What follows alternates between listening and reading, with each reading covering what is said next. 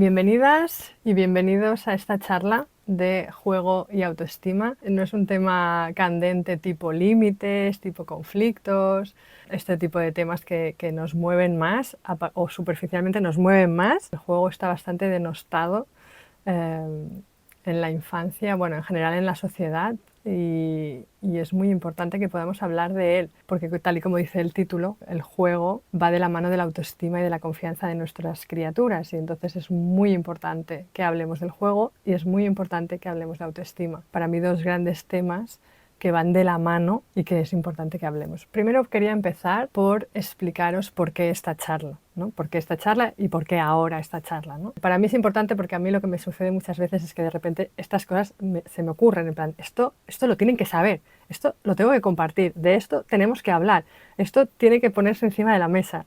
Me pasan cosas en la vida, tengo vivencias y experiencias en las que de repente siento clarísimo que esto es un tema, este es un tema que se tiene que hablar, ¿no?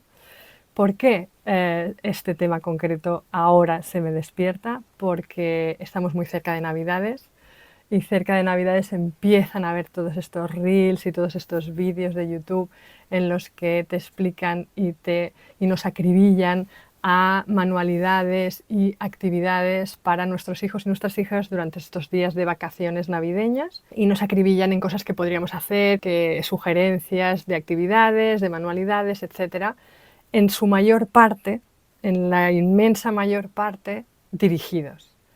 Y a mí se me ponen un poco los pelos de punta. Son súper bonitos, son maravillosos y la intención es buenísima, pero hay un desconocimiento de qué pasa y qué necesitan realmente los niños y las niñas. Y además, aparte de los niños y las niñas, a nosotras nos sobrecarga de unas expectativas y unos objetivos a los que tenemos que llegar, de que estas Navidades cada día hemos de hacer algo espectacular para sentir que estamos dándoles y estando con ellos y conectados a ellos y ocupándonos de ellos y en presencia, y entonces nos cargamos como de una obligación que encima no tampoco corresponde, cuando tampoco es. Ponemos como el foco en el material, en las instrucciones, cuando en realidad tendríamos que poner el foco a lo mejor en una actitud interna, en cómo acompañamos eso según sus necesidades, cómo estamos nosotras. Entonces hay mucha confusión para mí que es importante aclarar. Entonces este es el principal motivo por el que hago esta charla. Otra vez que vienen Navidades y entonces también hacemos muchos regalos, ¿no? Se entregan muchos regalos y sería interesante que pudiéramos tener algunas pistas, pues, de materiales y juguetes que fueran a favor de su desarrollo, ¿sí? De su sano desarrollo y su desarrollo sobre todo natural. Y luego hay un segundo motivo que también es importante, que yo rasco, y es que para mí ya es momento de que pongamos a la altura del desarrollo cognitivo a nivel de aprendizaje, que pongamos a la misma altura que esto el desarrollo emocional. Y no el desarrollo emocional comprándoles libros o cuentos sobre emociones, sino acompañando en vivo y en directo su desarrollo emocional, favoreciendo esa creación de estructuras internas emocionales que les van a servir para toda la vida. Es decir, que para mí también hay una intención de poner en su lugar, colocar en su lugar la importancia que tiene el desarrollo emocional del niño y de la niña. Desconocemos mucho cómo se da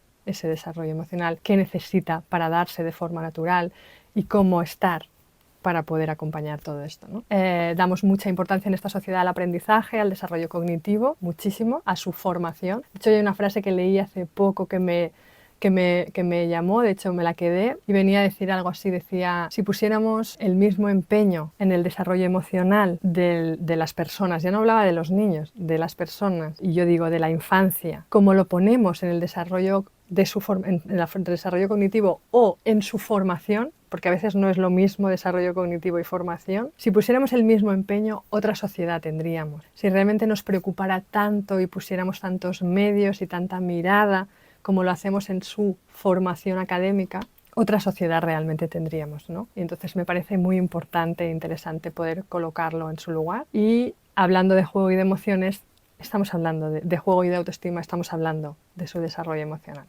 El juego es el mecanismo que la naturaleza ha diseñado como medio para que los niños y las niñas se desarrollen y se desplieguen. Es decir, es la forma para que ellos se desarrollen no solo físicamente, no solo cognitivamente, también emocionalmente, en todas sus dimensiones, El juego es el mecanismo por excelencia de desarrollo de los niños y de las niñas. Los niños y las niñas sin jugar, claro que se desarrollan, lo vemos en países subdesarrollados en que tienen que trabajar muy temprano, en que suceden cosas que no son acordes a la etapa de desarrollo de los niños y de las niñas, en los que no pueden jugar, pero vemos retrasos de desarrollo cognitivo, retrasos de desarrollo emocional, incluso llegando a crear lagunas en que cuando entonces son mayores y adultos, pues no tienen esa madurez emocional necesaria o esa madurez cognitiva para según qué. Entonces, el juego es importantísimo, es primordial. El juego es muy serio. Hay una frase de André Stern que me gusta mucho que es: el juego es muy serio.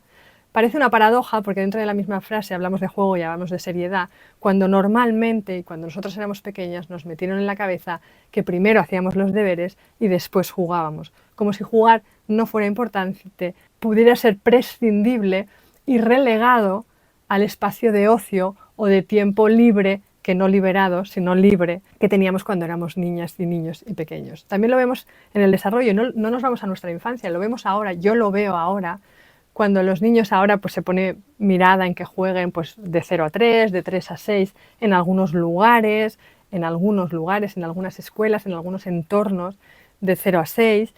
A partir de los 6, bueno, ahora ya se empieza a desdibujar esa línea entre los 5, 6, 7 años, ¿no? En el que entonces ya tendrían que aprender a leer o a escribir. Bueno, se va desdibujando en según qué entornos, sobre todo alternativos, pero no en los convencionales, ahí ni de broma. Se empieza a desdibujar, pero llega una edad, llega un momento en que entonces ahora sí les hemos de enseñar cosas. Ahora sí ya vamos a ir dejando de jugar y vamos a empezar a sentarnos a estudiar o a aprender. Este concepto, esta idea, que si tú la piensas dos veces, bueno, la tenemos tan integrada que dudamos muchas veces, algunos incluso pues la defienden absolutamente por desconocimiento de cómo funciona el desarrollo de la infancia, pero todavía la defienden. Pero hay algo en nuestro inconsciente que está ahí anclado. Y es muy importante que hagamos una desescolarización, que hagamos una desintoxicación de este tipo de creencias que aún están ahí. Y las vemos reflejadas en detalles, como por ejemplo acompañando a nuestro hijo a hacer un puzzle, cuando no está encontrando la pieza o cuando algo no le encaja, disimuladamente giramos la pieza para que la encuentre. Ahí se detecta clarísimamente, se ve, se muestra, se evidencia que todavía esa creencia está en nuestro interior, que no confiamos en que va a encontrar la pieza en el momento que la va a encontrar, en que necesita ahí ayuda, necesita algo externo que le posibilite. Llámale currículum, llámale profesor que le dirige, llámale instrucciones, llámale como quieras, pero es un elemento externo que entra en juego, que desconfía de su capacidad, de su habilidad, de su naturaleza, de su ritmo, de su interés y de su forma de aprender, de desarrollarse y de estar en la vida. Entonces ahí hacemos esos pequeños gestos de o cuando están haciendo una manualidad que en teoría a lo mejor bueno, es un poco libre porque hemos puesto una propuesta bastante libre y empiezan a hacer algo que no tiene nada que ver con lo que habíamos decidido, entonces ahí es como, no, esto no sirve para esto sirve para, ¿sí? Y ya estamos.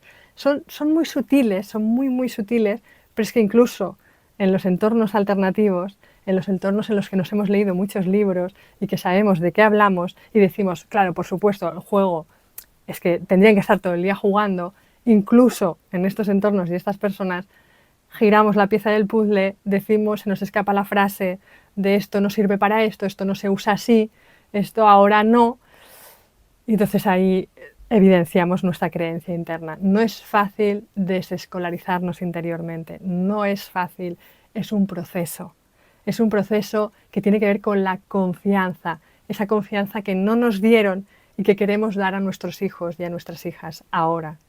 Entonces, el proceso de confiar en ellos va a pasar a la vez, no antes ni después, sino a la vez, en un proceso de confianza en nosotras, de confianza en nuestras habilidades, en nuestras capacidades, en nuestra forma de estar en la vida, en nuestro ritmo, en nuestros intereses, en nuestra forma de aprender única y exclusiva y válida, etc. Pasa también por reconocer todo eso en nosotras, por mirárnoslo, por mirar cómo nosotras jugábamos, cómo nosotras aprendíamos, qué es lo que nos movía, qué es lo que nos mueve. Cuando fuera del niño o de la niña hay una dirección ¿sí? Hay un currículum que seguir, hay unas instrucciones que seguir, hay un objetivo al que llegar.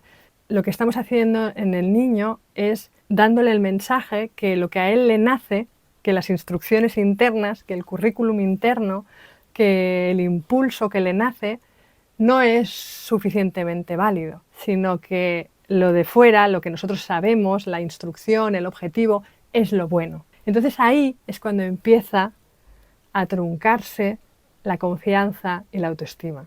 Por eso el juego y la autoestima van tan de la mano, porque cuando juegan libremente, cuando juegan según su ritmo, según su impulso, según su interés, según su forma, están validando quiénes son, están validando su ritmo, su forma de estar en la vida, están validando, tienen permiso, tienen espacio, tienen un lugar, su forma, su progreso, su proceso, su idea, su interés tiene lugar. Y ahí es cuando la autoestima y la confianza se preservan, que no la creamos, porque ellos ya vienen con la autoestima a tope, sino que la van preservando, es como que siguen validando esa autoestima interna, siguen con esa autoestima intacta de yo puedo, yo soy capaz, como cuando un bebé intenta ponerse de pie, lo hace porque siente que es capaz, si no, no lo haría. Si no, no se pondría de pie, pediría ayuda directamente, pero los niños, los bebés, los vemos que en situaciones inverosímiles intentan, sienten ese impulso de ir hacia adelante, de ponerse de pie, de sentarse, de girar, etc. Yo recuerdo cuando daba clases de yoga embarazo, yoga posparto, etc., y hacía grupos de crianza, muchas veces llegaban familias, ¿no?, que en el desarrollo psicomotriz del niño o de la niña, desde el desconocimiento, habían estado desde fuera dirigiendo ese desarrollo psicomotriz. Y entre otras cosas los habían sentado a su bebé, cosa que es muy importante que ellos lleguen por sí mismos a sentarse, ¿no?, que ellos encuentren la forma de sentarse. Será más tarde de lo que creemos o de lo que pensamos, pero será, no hay ninguna duda. Entonces ya los sentaban. ¿Qué pasa cuando los sientan antes de tiempo? Que entonces no han practicado todas las posturas que necesitan practicar para llegar a sentarse, no han pasado por todos los errores motrices que necesitan para llegar a sentarse, y entonces cuando una vez los sientan desde fuera, los colocan en esa postura, no saben salir, no saben qué hacer, todavía no tienen el dominio del cuerpo, la inseguridad está muy presente porque ellos no han llegado desde un lugar de ir alcanzando y de ir conquistando el cuerpo y el espacio. No han llegado a ese lugar desde ahí. Y entonces no se pueden mover. Pero yo aún ahí, así, he visto niños y niñas intentar gatear sentados, seguro que lo habéis visto alguna vez, en algún bebé de vuestro entorno, sentados, con las piernas estiradas, iban doblándolas, y al final se desplazaban a saltitos hacia adelante desde la postura de sentarse. Imaginaros el impulso tan maravilloso de ir hacia la vida, de crecer, de desplegarse que tiene un niño, que aunque incluso le hayamos entorpecido mucho el camino, tienen ese impulso. Pero ojo, porque ese impulso se va apagando. Si desde fuera estamos dirigiendo constantemente, ese impulso se va apagando. Entonces pasan esas cosas que niños pues en tercero de primaria, en cuarto de primaria, quinto de primaria, no hablamos del instituto porque entonces ya sería bastante triste, parece que dejan de tener curiosidad por aprender, que tienen ganas de investigar, de explorar y aprender todo tipo de cosas, ¿no? Entonces parece que solo les interesa el fútbol, solo les interesa el videojuego y solo les interesa pues su ídolo de música o lo que sea, ¿no? Pierden cada vez niños de 10 y 11 años que ya no juegan, no exploran, no experimentan, no preguntan, no investigan, porque ese impulso se va apagando, que es la curiosidad natural, que es el impulso de crecimiento y desarrollo natural en los niños y en las niñas. Por eso es muy importante acompañar el juego, porque acompañar el juego cuidando de sus necesidades, cuidando de su desarrollo, cuidando y preservando su autoestima, permitimos que ésta se preserve a lo largo de todo el desarrollo. y que llegan a ser adolescentes con curiosidad, con ganas de aprender, que investiguen sus cosas con sus propios intereses que desarrollar y profundizar, siguen, tienen ganas de aprender, tienen curiosidad por la vida, por cómo funcionan las cosas, por cómo se ha hecho esto, cómo funciona lo otro, quién es esta persona, cómo ha llegado a este lugar, por qué hace esto, tienen curiosidad. Lo que pasa es que el sistema educativo acompaña desde un lugar directivo y entonces uno de los peligros para mí muy graves es que la dirección externa, es decir, el juego dirigido por un adulto, un maestro, un padre, una madre, lo que hace principalmente es apagar su curiosidad, apagar su interés y con ello la motivación. La motivación que os decía, esa motivación para ir hacia adelante, para crecer, para desarrollarse, para desplegarse, según su brújula interna. Para ellos es muy doloroso tener un impulso aquí que va hacia un lugar y que desde fuera te lo van cortando, te lo van cortando, te lo van cortando, te van diciendo que no, no, ahora esto, no, ahora lo otro, no. Es muy importante cuidar de ese impulso, que ese impulso tenga una salida, tenga un espacio. Entonces muchos de vosotros diréis, ostras, no sé cuántas de aquí sois homeschoolers y no sé cuántas de aquí escolarizáis. Diréis, ostras, pero mi hijo va al cole, ¿cómo lo hago, no? ¿Qué pasa ahí? Para mí es muy importante que en casa, que es vuestra parcela, que es vuestro espacio, tenga un entorno, un espacio donde ese impulso tenga lugar, tenga cabida, esté validado y tenga permiso para salir y para desplegarse. Es muy importante que tenga ese espacio en casa.